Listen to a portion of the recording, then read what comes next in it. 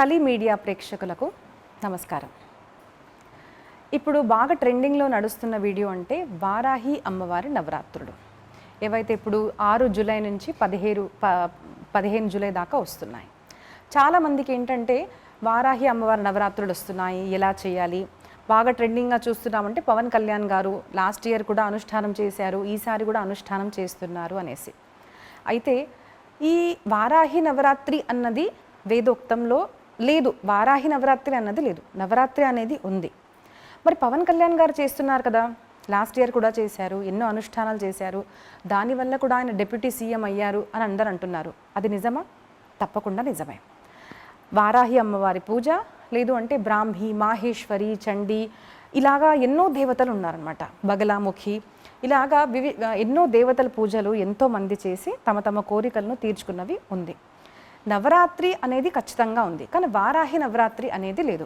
మరి పవన్ కళ్యాణ్ గారు చేస్తున్నారు కదా, మేము అలా చేయాలి అనుకుంటున్నాము అంటే అది ఆయనకు కస్టమైజ్డ్గా అంటే పర్సనల్గా చెప్పబడింది. మీ గ్రహాలు ఇలాగా ఉన్నాయి కాబట్టి మీరు వారాహి స్వరూపాన్ని పూజించండి అని ఖచ్చితంగా ఏదో గురువులు చెప్పుంటారు కాబట్టి ఆయన చేస్తున్నారు. అంత మాత్రాన ఇప్పుడు వచ్చే నవరాత్రులు వారాహి నవరాత్రులు అన్నది కాదు, కానీ నవరాత్రులు ఉన్నాయి. ఇవి గుప్త నవరాత్రులు, అంటే ఆషాఢ మాసంలో వచ్చే పాడ్యమి నుంచి నవమి దాకా చేసే నవరాత్రులు.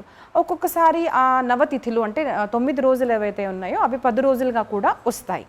ఆయన ఏదో 11 రోజులుగా అనుకొని ఏకాదశి దాకా ఆయన 11 రోజులు చేస్తున్నారు. కానీ నవరాత్రులు అంటే 9 రోజులు మాత్రమే. ఒక్కొక్కసారి అవి 8 రోజులుగా వస్తాయి, ఒక్కొక్కసారి 10 రోజులుగా కూడా వస్తాయి. అయితే ఈ ఆషాఢ మాసంలో నవరాత్రి ఎవరైతే చేస్తారో, పూజలు చేస్తారో, అనుష్ఠానం చేస్తారో, నియమాలు ఆచరిస్తారో వాళ్ళు ఏది కోరుకున్నా కూడా అమ్మవారు తప్పకుండా వాళ్ళ కోరికలను తీరుస్తుంది. దానికి ఖచ్చితంగా అద్భుతమైన ఉదాహరణ అంటే పవన్ కళ్యాణ్ గారే. ఎందుకంటే ఆయన మనం మొదటి ప్రారంభంలో చూసాము, ఆయన ఎప్పుడైతే వచ్చారో అంతగా ఆయనకు అసలు ఓట్స్ రాలేదు, తర్వాత వచ్చాయి. ఎందుకు? ఖచ్చితంగా అమ్మవారి అనుష్ఠానం ఏదైతే ఉంటుందో ఖచ్చితంగా ఫలిస్తుంది. కాబట్టి ఆయన అంత అనుష్ఠానం చేశారు. ఈరోజు మనం చూస్తున్నారు డిప్యూటీ సీఎంగా కూడా ఆయన పవన్ కళ్యాణ్ గారికి ఎంతో అభినందనలు, ఆశీస్సులు కూడా. సో ఆయన పెద్దవారు, ఫేమస్ పర్సన్, యద్యత్ ఆచరతి శ్రేష్ఠ, ఏదో ఒక క్షేత్రంలో శ్రేష్ఠులు. కాబట్టి ఆయన చేస్తున్నందుకు కూడా చాలామంది ప్రేరింపబడి ఇప్పుడు చేద్దామా అనుకుంటున్నారు.